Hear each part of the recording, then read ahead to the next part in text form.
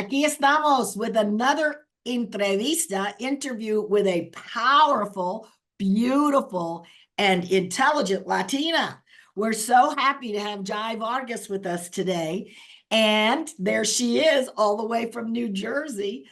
Yai is an incredible woman that I had the honor to work with as I worked with the Hispanic Association on Corporate Responsibility, which is responsible for Latinos having a footprint in corporate America, from the boardroom all the way down through staff, procurement, and we'll talk a little bit more of that because she's vice president of strategic engagement for HACED. I said, we got to talk about this.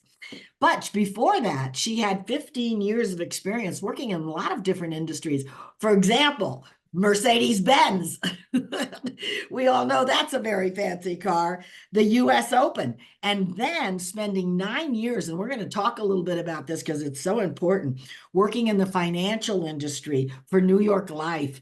And that is such an important thing for Latinas because we have to learn about not only accumulating wealth, but planning for our retirement. And I can tell you from my white hair, that's real important.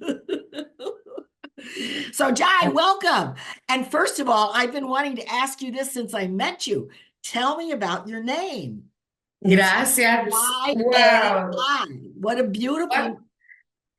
Thank you. Muchísimas gracias, Juana. Well, first of all, it's interesting because that is not my entire name. And a lot of people don't know that. My full name is actually Jaindi Altagracia Vargas. A really long time ago. Altagracia is my middle name. ¡Ay, qué lindo! It means higher grace. And you can tell by that because it's the patron saint of Dominican Republic. You can tell that I'm very Dominican, but a very long time ago, because I started working in corporate America 20 years ago, people found it really difficult. I mean, even when I was entering kindergarten, they just couldn't say Jaindi. And I hated that. And I was always the one to raise my hand and say, oh, that's me, the one you can't pronounce, when they would just say, oh, whatever, who is this? Okay, yeah. And so that followed me into corporate America, and it didn't necessarily force me, but I found it easier for me to shorten my name to Jai. And it sounds like a reggae song. Yeah. Jai Vamos or something like that. Right. And it's a great name though, because it has a certain rhythm. So, but no, I like it. I like doing the Jai dance. Yeah, I like it. Getting the Jai movement on, right? That's right. I like it. It's unique. It's short. It's to the point. And even though people still have trouble pronouncing Jai, I like it better than the full Jaindi. And a lot of people are interesting because they say, no, I've got to honor your full name and I want to make sure that I can pronounce it. And I'm like, no, please don't. I don't prefer it. I don't use it. I would rather use Jai. Maybe sometime in my lifetime in the future, I'll come to terms with it and want to use my full name.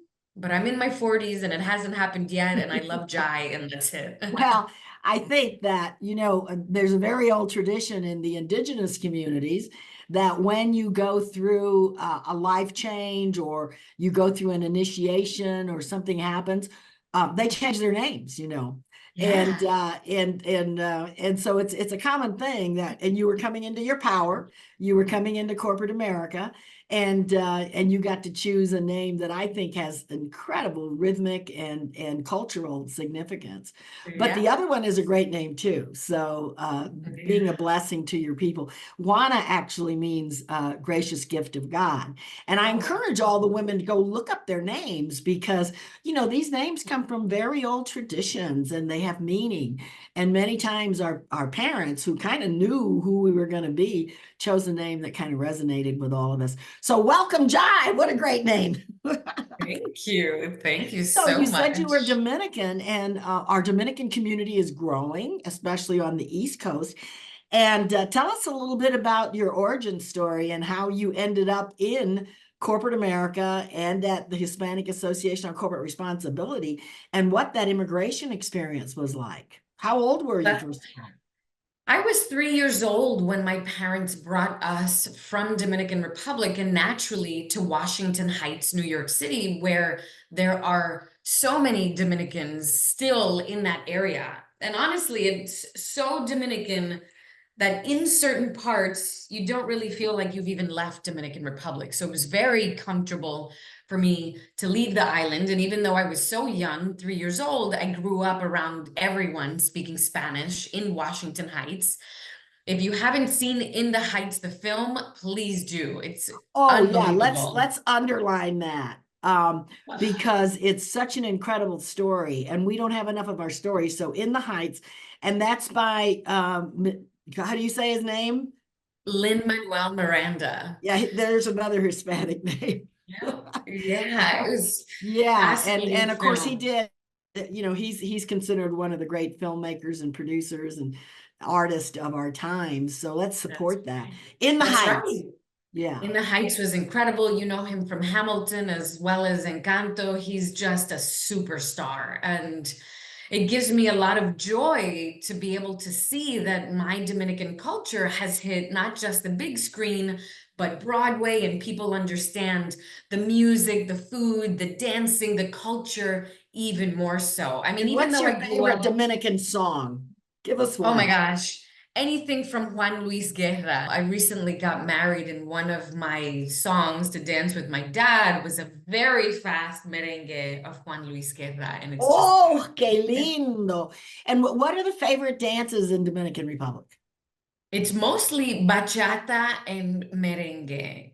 They're pretty easy dances. So many Yeah. people go to dance lessons to learn those, and it's just so fun. I mean, you get a workout, and especially here in New York City, almost on a weekly basis, you have tons of dance companies, dance crews, and social dances on the water, at the piers, downtown, and people either learning or practicing Yeah. merengue and Well, bachata. It's amazing. in intact communities, the dances are usually pretty simple. If you look Ah, at like indigenous Indian dancing, it's just two steps, because they wanted everybody to participate. And I think that dancing and music is one of the things that connects us as Latinos. And it doesn't matter, I mean, because our stars are international. They're from Spain, they're from Colombia, they're from Dominican Republic, they're from Costa Rica, but we enjoy that music. So coming from the Dominican Republic, you've had a chance now through your career and your life to really interface with all of our different subgroups, like the Puerto Ricans or the Puerto Ricanos, los Cubanos, the Colombianos. So we know music and dance connects us. What are some other things that you've been able to see from the different subgroups as you've moved forward in your career and expanded who you work with? yeah, well, it's fascinating because when I was finishing college, I went to school here in New York City at the Fashion Institute of Technology and also NYU. And my counselor said, well, what area of business do you want to work in? And for me, I didn't really know where I even wanted to begin. And he said, what makes you different? This is 20 years ago when I Wow, what a graduated. great question. Yeah, and I said, gosh, that's a difficult one. He's like, what makes you different? Why would anyone choose you to be on their team versus everyone else that just graduated with the same degree and has been here in New York just like you? And I could only think of one thing. 20 years ago in that graduating class, I was probably one of the only ones that spoke Spanish. Yeah. And I said, Which does today is that like one of 5 competencies you need in the global age. Oh, absolutely. And so I used that as my unique value proposition. I said, I'm probably one of the only ones that speaks Spanish here. And he said, oh my God, you know what? That's a big deal. And back then, 20 years ago, when I started working, it was known as multicultural marketing for the Spanish, Portuguese, Black, Asian, LGBTQ, women, etc., disability communities. And so I went full-fledged ahead and made my career only focused on the Spanish and Portuguese, Hispanic, US-based communities. And that allowed me to interact with Colombians, Cubans, Mexicans, Puerto Ricans, Dominicans, you name it, Peruvians, Bolivians. And something that I found that really unites us is, well, a number of things, but some of them stuck out to me a lot more. And it's our culture and the ethics and the values that are ingrained within us because we were still so close to our immigration story. Now, first, second, and third generations are a bit more removed from that immigration, the culture, the ethics, the values of their indigenous people and island. We're much more American now. But because I had an opportunity to interact with so many immigrants like me in my upbringing, in my career, I was able to tell that so many of us have not been taught to find mentors, to find sponsors, to talk about the importance of money and ask for help and support. Also understand what's going to be a new skill set that we can focus on teaching ourselves and not necessarily going back to school. What does that look like for us?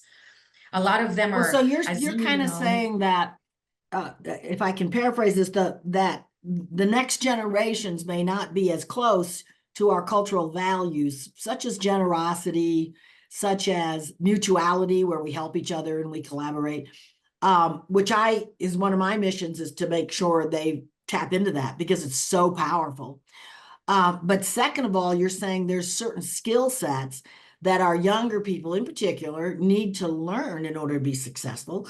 And one of them is financial competency.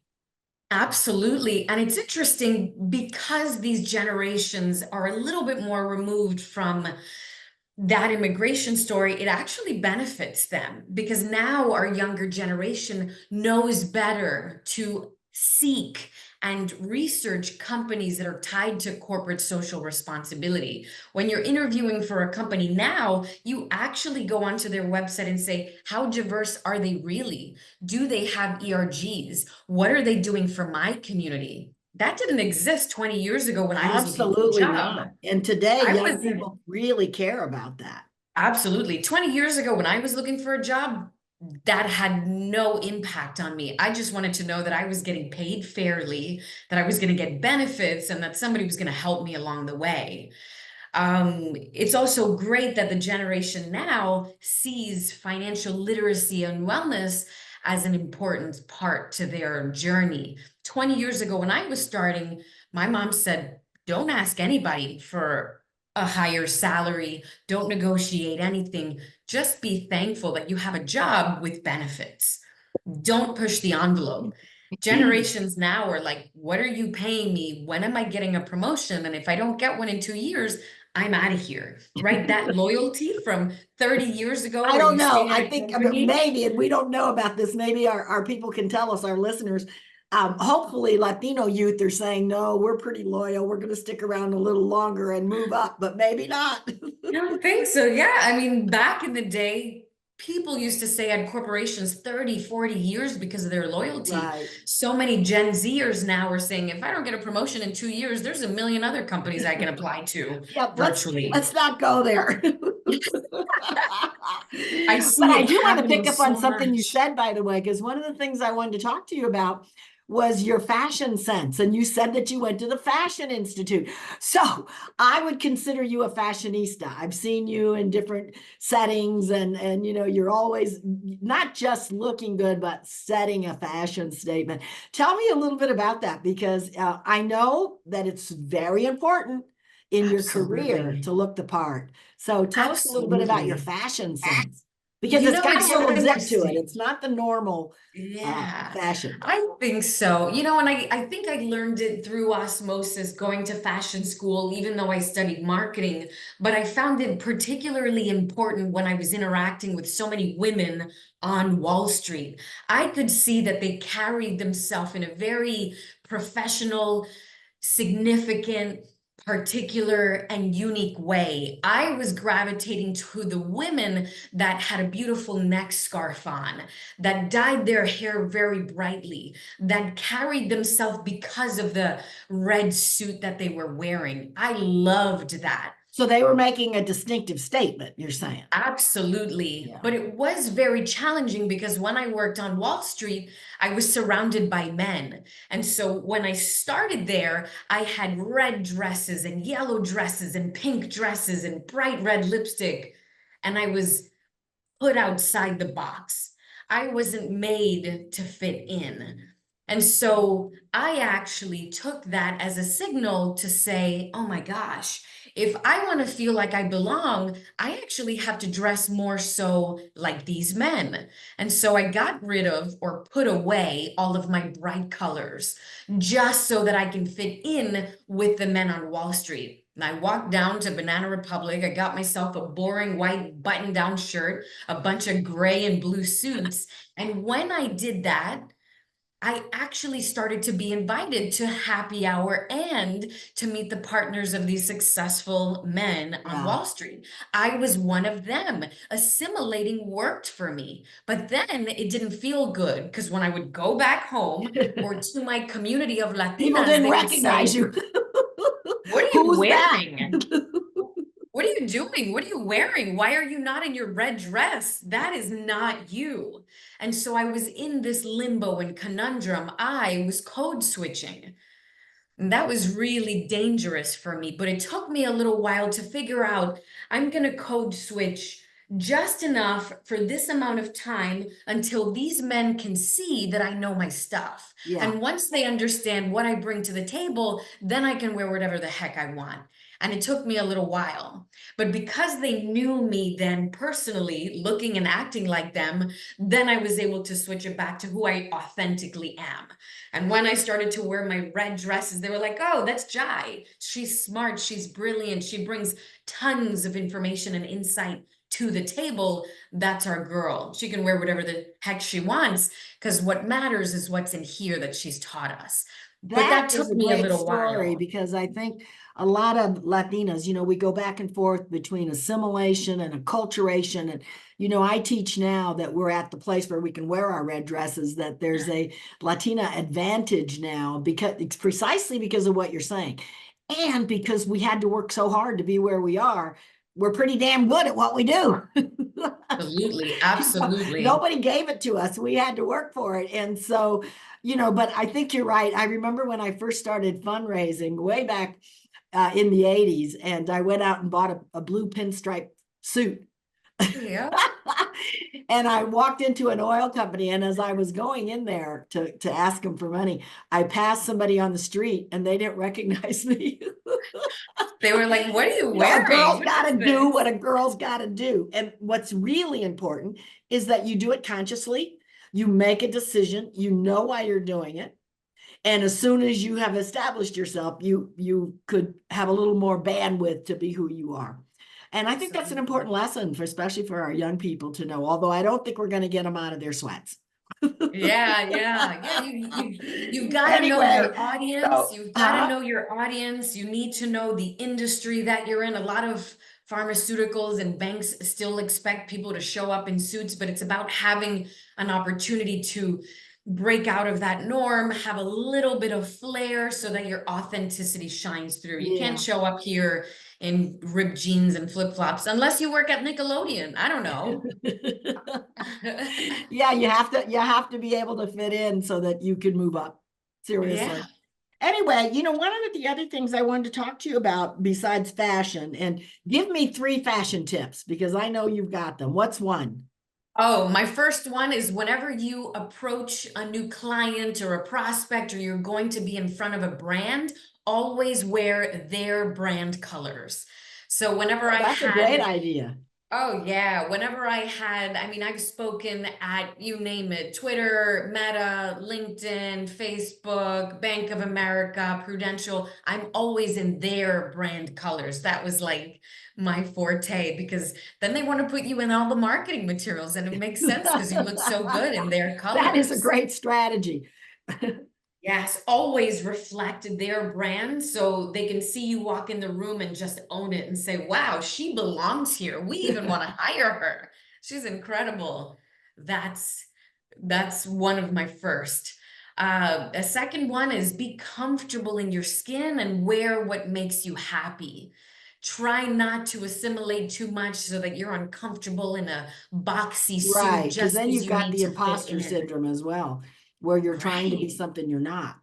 Yeah, and people will see right through that. They're going to look at you and say, she looks so uncomfortable in that suit. Why is she wearing that? Right. Right? If you feel comfortable and happy in a dress and a little cardigan or a nice little blazer, go with that. Right? Go with what makes you comfortable. And another fashion tip that I would say is make sure that you represent not just in person, but in front of the screen. And so make sure that you've got a bright setting, that your background is set. I just hired a professional wallpaper artist to put these Yeah. beautiful koi fish up for me because I Yeah. love Asian art. And make sure that you approach the camera as you would a normal person, you know, at a networking event with genuine care and authenticity, and try not to make pretend like you're somebody else. Just approach the camera and other people in your most genuine, regular, normal slang self. You And know, people will see that. what you said previously was also try to do something that distinguishes you. You know, Yes. because that's really important. You may have to wear the blue suit, but you wear a beautiful scarf, or you wear your big earrings, or something that is a statement that this is who I am, because Yes. that's really important. You know, after I worked with Google, I ran out and bought myself a tight blue suit because that's what they were all wearing. I That's call it so my Google funny. outfit. And it's fun. It's fun. It's a fun thing to wear because you don't have to think about it. You just grab it and go, you know? I love So it. so yeah, fashion is fun. And you know, in my work with women's leadership, it can actually, image can be like 30 to 40% of your effectiveness. It's not just how you dress, but how you speak, how you present yourself, and what people think about you when they think of you, that you're a team player, that you're always prepared, that you're ready for action. And your clothes say that. You know, if you are put Absolutely. together well physically, it says, I'm put together and I'm ready for action. Yes, So it's I'm not just fashion, confident. it's also, I think, a strategy that we Yes. can use in order to move up. It exudes competence and comfort and confidence. I had a public speaking coach for 7 years. And before I had this coach, she actually sought me out. I was speaking behind a podium. I had a big chunky scarf on because I'm always cold. I had my mug in front of me. I was curling my hair because I was nervous. I was playing with my shoes on stage. And she was like, "You're doing everything wrong with your body language.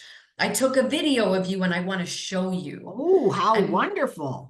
it was like going from black and white to full on color. Once I saw what I was doing wrong, I could never do it again. That changed my life forever. That Yeah, was I think that huge. that idea of what do we need to do to have that presence. And you know, for Latinos, I think one important thing, which we won't get into, is that we've made it. This is our Yeah. time. And so you can be comfortable being a Latino today, I think, and understanding that we're value added, you know, that we have something to contribute. Well, you know, one of the things that you've gotten really good at in helping people develop their brand and who they are, and connecting into this network, which you have your appearance and then you have your network. That's your next thing on being successful. So you are known as the LinkedIn Ninja. The ninja.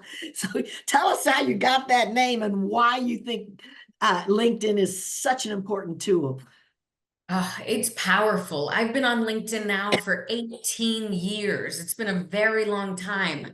And you know what? I started leveraging it and using it because before that, I was networking with everyone on Facebook, but I was uncomfortable with that because it was a personal platform. Right. People were commenting on my personal pictures, like me and my mom going out to brunch, and it was weird for me for professional people that I just met at a gala talking about my personal pictures and commenting on there. So I wanted to divide those people from the ones that I know really well, like my family on Facebook, to just professional networking associates.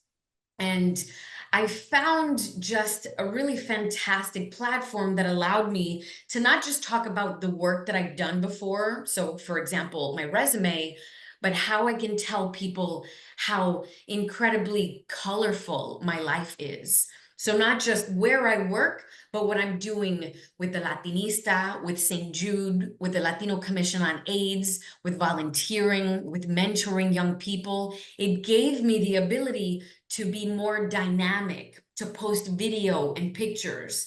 That way, when people don't have a chance to meet me in person at a networking event, they can go to my LinkedIn and say, wow, she interacts, she helps, she networks, she volunteers with all of these organizations, people, and she's learning all of this technology and platforms that she's teaching us. And so I just found it an incredibly valuable program and platform to be able to share how much more dynamic I truly am. And I got really good at helping other people do that, because when you network with someone, they're not just an accountant at XYZ company. They're a parent, they volunteer, they are launching a nonprofit, they're helping their family do X, Y, and Z. And I love showing people how to showcase that on LinkedIn, because this isn't a platform that's just for professional people looking for jobs. Not at all. That was Oh, like wow. 18 years ago when LinkedIn first started. You go on LinkedIn to share with people who you really are authentically: LGBTQ, disabled, veteran, parent of a special needs child, giving back to St. Jude, launching a new nonprofit. People need an avenue to showcase everything that they do, because you're not just your 9 to 5 job. You happen to work at that company, but that's not who you are. That's not your Well, and all the home things that you're brand. talking about add value to your job. Because if you're on a Absolutely. nonprofit or a nonprofit board or whatever, you're making connections, right? If you're involved in your child's school and education or a university, you're making connections.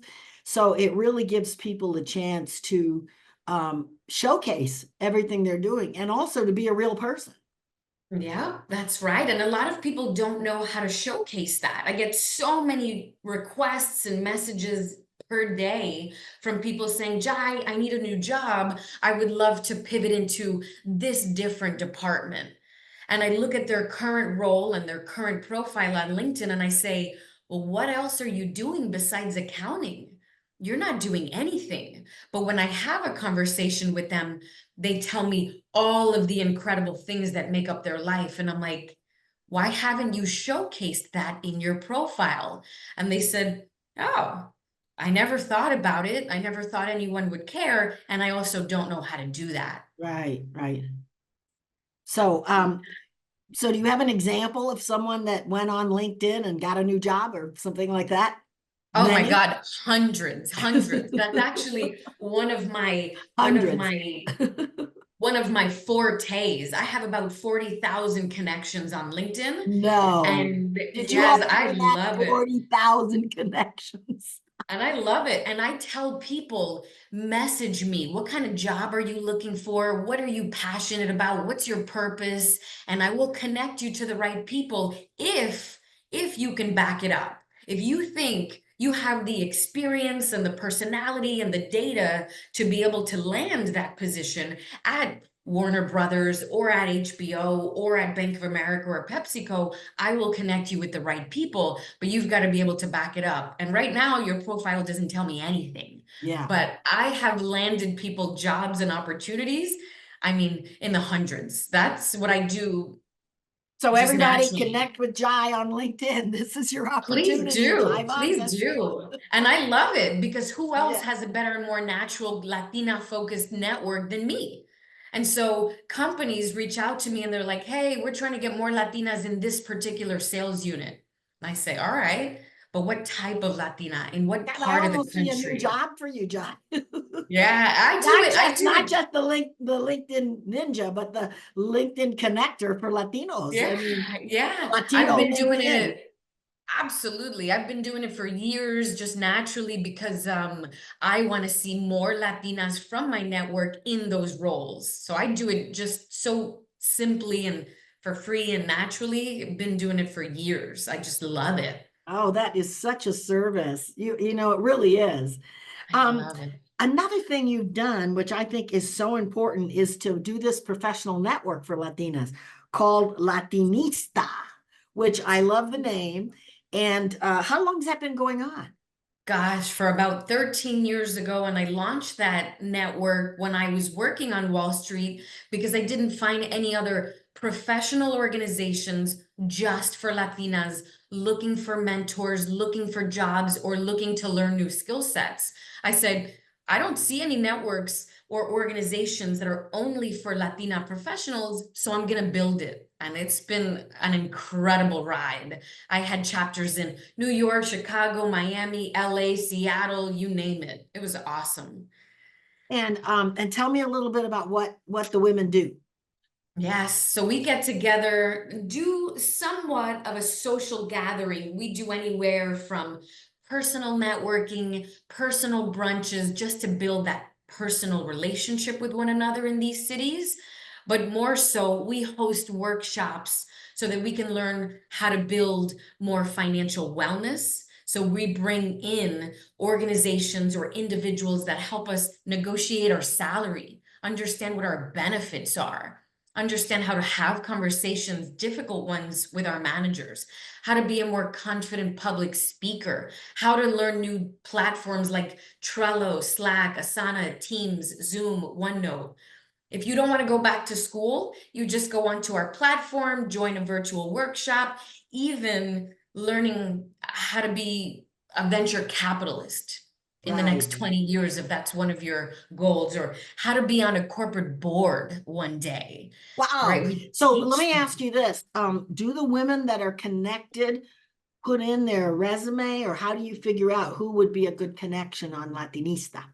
Yeah, you just join, you watch all of our free videos, and if we happen to be doing an in-person or virtual workshop, you just register. It's always been free, and you learn something new. And the workshops are about 45 minutes, and it's just incredible. I started it because I was learning so much personally, especially about financial wellness that nobody taught me about. I said, my God, I know so many other Latina professionals in their 30s that don't know anything about their 401k, investment accounts, their brokerage account. They're all in the same position as me, making over six figures, but they don't know how to create generational wealth or make this work for them on a larger scale. And so I started seeking out Latinas that were experts in those areas and saying, can you teach my Latinistas for free?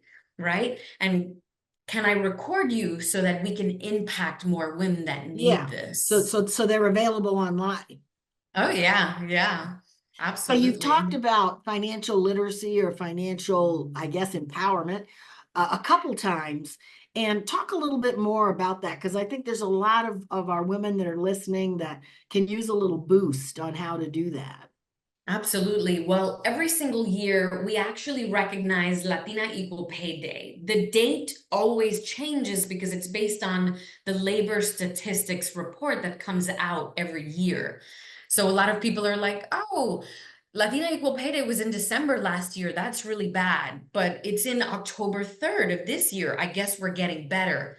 Not necessarily, It doesn't have because anything to do with us.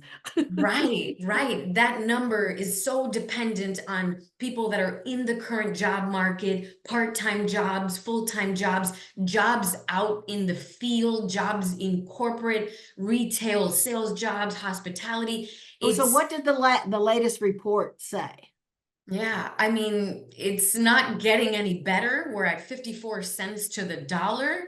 And the importance of making sure people are aware of what this number and this means is actually benefiting us because more women are saying, oh, wait a minute, I'm not being paid fairly or equally to do the same exact job as Right. that white man with the same title and same level of educational experience. Hold on, why not?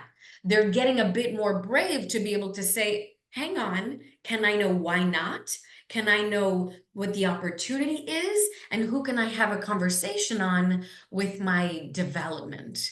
When I was in corporate America, I actually learned that you can have a conversation with your manager and then your HR business partner, and you're actually within a bracket. I was a senior associate, and I didn't realize that that bracket of income went anywhere from 65,000 to 120,000. I had no idea until Right. until a mentor of mine told me. And so I sat down with my manager and my HR business partner, and I said, I didn't realize this. I'm here in the 85 or 90. How do I get to 120? And they were like, oh, that's a great question. Well, you'd have to learn all these things and take this certification and do X, Y, and Z. And I was like, okay, well, why didn't anyone share this with me before? But now that I know, I'm going to start taking actionable steps, right? And once I start to learn those skill sets, accomplish those goals, hit those milestones, then I'm going to ask for a raise. And if they keep telling me, no, I can't have that raise, then I have another decision to make. What am I doing here? Right. And Yeah, I so it had was just, a good friend go to her boss and say, and she's really good. She's a fundraiser for nonprofits.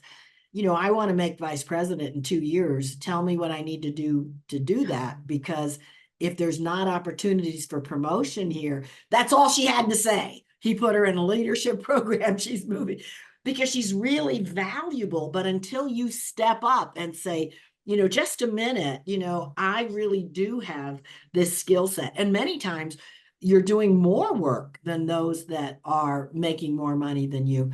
And then when I think about financial literacy, I think the biggest investment I made, and it's a hard one to share because today housing costs are so high. But you know, I bought my house almost 40 years ago, and that's my biggest asset. And so those kind of things are so important for us to be thinking about how do we build assets. So what are some other things you would suggest? wow. Well, I hired a financial coach. They did an incredible assessment of my current spending, my financial situation. Thankfully, I didn't have any school debt. I was making tons of money, but I didn't know where to allocate those funds to make it long-term investments. Also, I was shopping a lot. I live in New York I was City. just I going to go say that probably affected your fashionista budget. It sure did. I was shopping a lot. I'm a super shopper. New York City, I was going to a gala every week. I will also drink 2 very expensive lattes a day. But once they did that financial assessment for me, they said, here are some ways that you can sacrifice if these are the goals that you want to meet, that you're telling us you want to meet.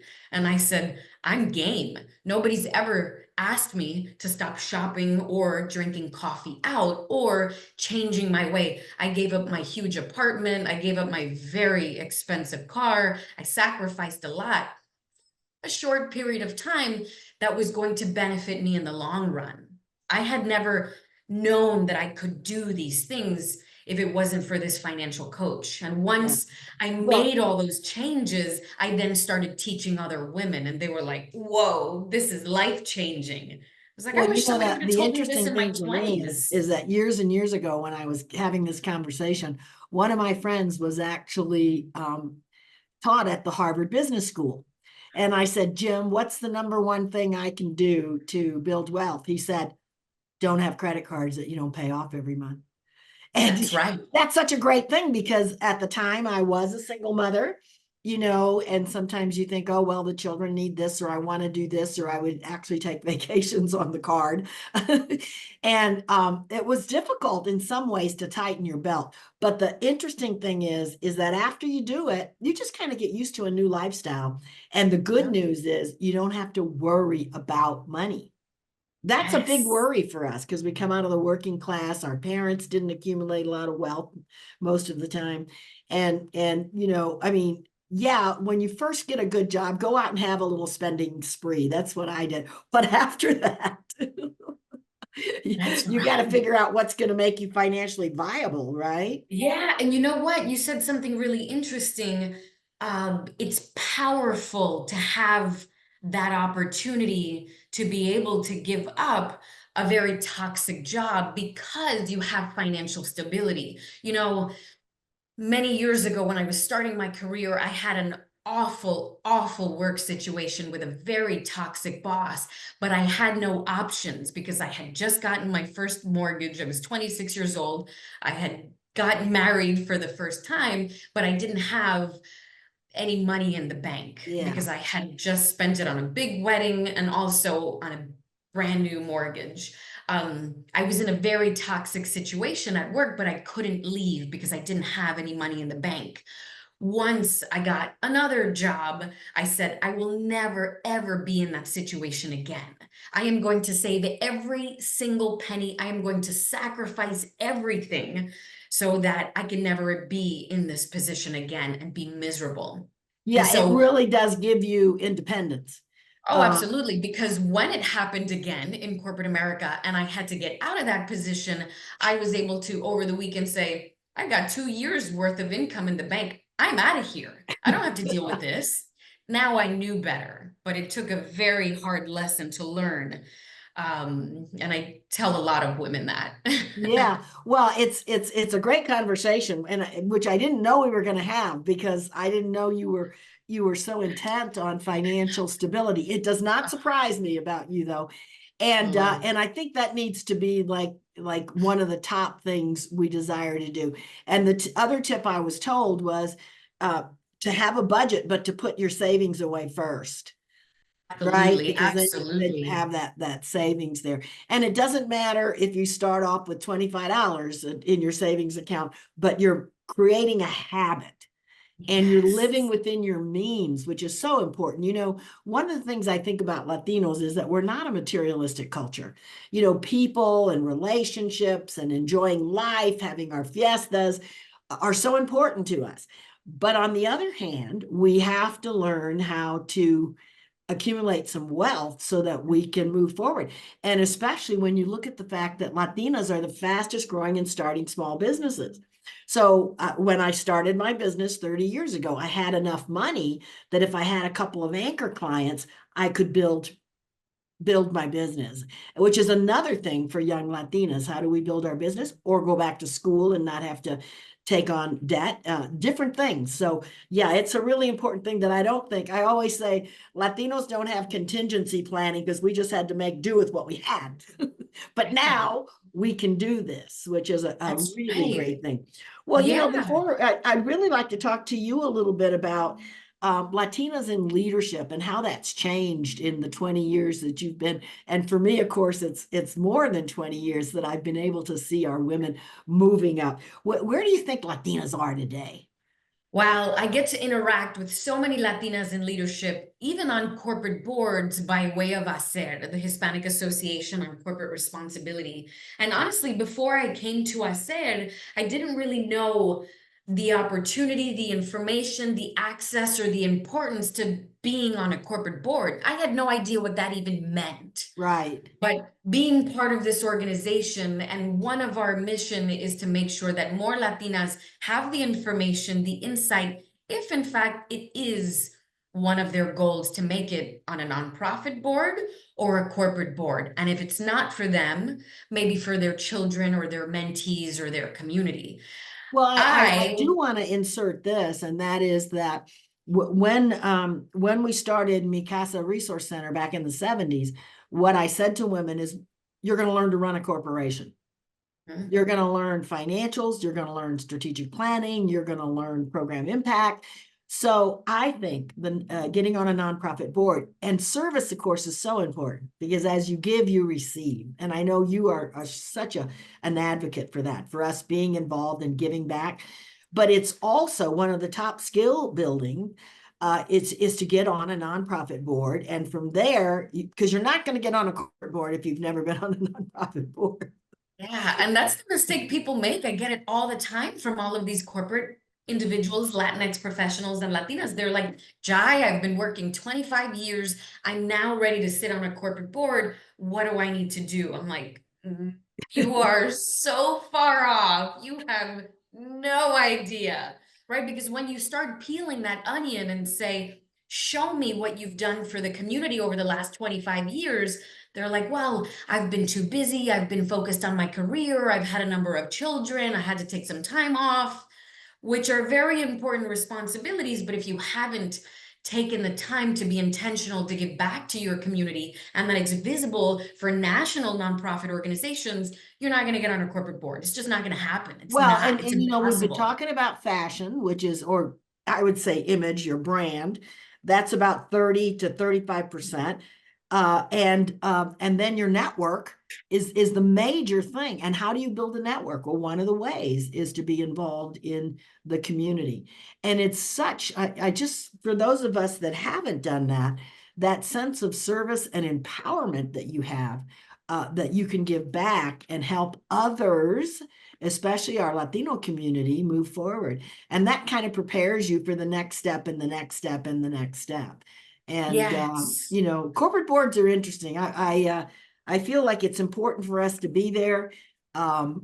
I'm not positive that's going to change the Hispanic community, that we might want to do a lot more work on our educational system, for example.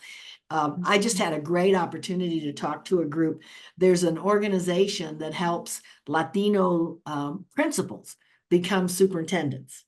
And I've been working with them for several years because we're only 3% of superintendents, but we're the majority of kids in the schools. And so it doesn't matter which sector you're in. This idea of learning leadership, of getting connected, of learning and getting, you've mentioned mentors and coaches a couple times. So they get a superintendent to coach them and mentor them. There is no better way. People learn through emulation by watching others. And so what I love about the work that you're doing is that you incorporate the mentoring, the coaching, the Latinistas, the idea of having these webinars and these seminars where women can learn all these different skills that they need to move up. That's right, absolutely. And when you do give back to the community, it has to be consistent, intentional. It has to be very prominent. So you can't just say, oh, I spent an hour or two mentoring some kid in school. It has to be more than that. It has to be Right. intentional. You have to start small, but then you have to figure out a way how to have a leadership position at a national nonprofit like the United Way or the Red Cross or St. Jude, and being part of local chapters first, putting in the time for many years before you start climbing that ladder. And then once you finally got up there, that might be a segue to being on a corporate board. But remember, being on a corporate board takes P&L, profit and loss experience. Right. You got Well, to be a like chief I said, legal that I think that's officer. a smaller number of Latinas that have that ambition, but I think all of us have that sense of we want to give back, we want to share our skills, and understanding that it's a two-way street, that the more that you get involved, the more your career, your network, your visibility, and your skill set grows. And if you want, I mean, you have to know about money and reading financial statements and putting budgets together and your return on investment. Even in nonprofits, we have to have a return on investments. So it's a great training ground for young Latinas. So Latinas today are, fill that in for me. Latinas today are absolutely ready to take over the world because they've already taken over the corporate workspace. They are incredibly talented, spirited, educated, involved, engaged, and passionate. They have all the tools and the skill sets they need already embedded within them. We have cultural literacy and fluency. We have emotional intelligence. We have past experiences through our ancestors that have been passed down, our immigration story. All of those things compound to make us exactly who we need to be so that corporate America can benefit with having us within their walls. We just don't know how to pull on a lot of those leverages right. yet. Well, and part of it is what we're doing now. It's how do we really get it that we're ready for the higher levels of leadership. And the other thing I like to say about Latinas, and I once was on the Colorado State Chamber of Commerce Strategic Planning Committee, and it was one of the people that ran it was Bill Coors of the Coors Company. And I remember being absolutely frightened because everybody was white males except for three of us, I think.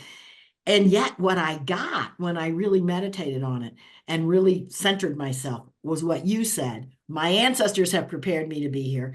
But number two, I got here on my own in a sense, not on my own that I didn't have mentors and family and all that, but I didn't have what Bill Coors had to open the Mhm. door for me because I owned a beer company, or the other one was president of a bank. And so for Latinas to really realize we did this, that is very powerful. Nobody gave it to us. There's no sense of privilege here. There's just the Mhm. sense of we did it and our community has done it. And now let's that incredible energy and power. That's right. It's time to step into our power, and so many of us had and have, and it's time for us to really ignite, and to be able to pass down everything that we've learned and all of the mistakes that we've made and all of the work that we put in. It's time to pass that down to our younger generations so that they don't have to go through so many loops and hurdles and fires, right? So many of our mentors helped us in so many ways, and so it's our responsibility to be intentional, to be able to say, let me show you the ropes. Let me tell you the mistakes that I've made so that you don't have to, because you're going to be even more better off than I was. Isn't Because that beautiful? now you're aware of financial literacy and empowerment and wellness and paying off your credit cards and getting a financial coach and getting a 401k, opening up a And having a brokerage, huge LinkedIn page. exactly, building that professional network, shooting for the stars, landing on a corporate board, being on a nonprofit board, giving back. You can do all of it at the same time. We have. Well, Anyone we, can. we we just told them to do it paso a paso, but yes, you can keep moving forward. And the great thing is that the lifespan doubled in the last century. I mean, I basically would not be here in the last You're gonna century, last and here I forever. am, and I'm still powerful and still wanting to ignite my community, particularly Latinas. Well, listen, as we close, give us a little bit of your personal life of how you keep this energy, this power, this beauty going. What are some tips that our women can have as far as keeping that balance, that resiliency, and that positive attitude?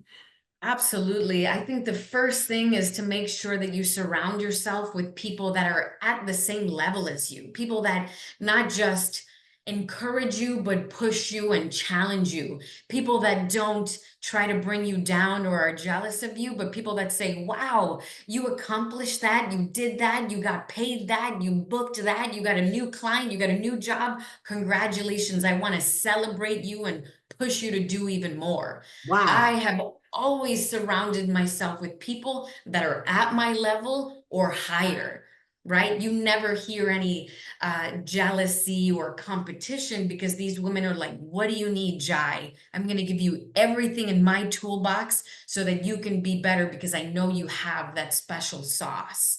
And so that's number one, have a world-class network. And also make sure that you practice reciprocity. I have such a huge network. I have never in my 20 years of networking ever declined a conversation with anyone. A 16-year-old, a 12-year-old, a 65-year-old, an 85-year-old can reach out to me and say, Jai, I need to pick your brain. I will always say yes, because what I've learned is for everyone, it's for the community. I'm not losing anything. I'm right here at home, comfortable with my dog and my coffee.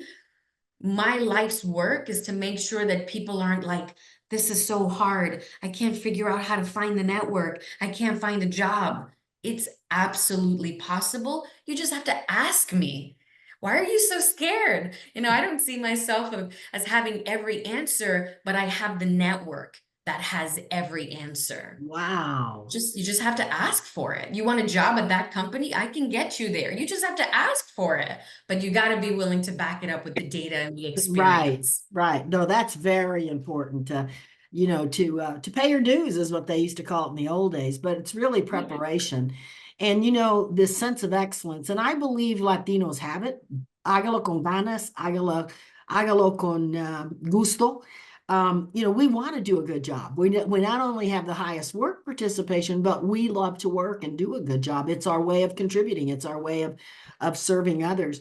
So all of this really comes together today to make Latinas as powerful.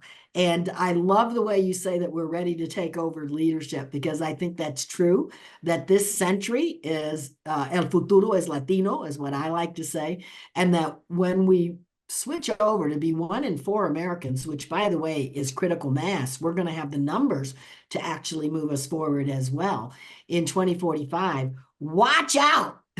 Here come the Latinas. And we want to bring everybody with us, which is very different, like what you've been talking about. How do we help others move into leadership? So, Jai, thank you so much for joining us today. I'm so excited. I know everybody's just checking out their LinkedIn right now, and you're going to get a lot of calls, so be ready. Good. Maybe you should put a little team together, or we should ask some of the women that are being interviewed to help out, because we may get a lot of people. Make sure you send us all your information so we can get a hold of you. And happy Hispanic Heritage Month to everyone out there. This is our time, and thank you so much, Jai. Thank you. Have a great rest of the month.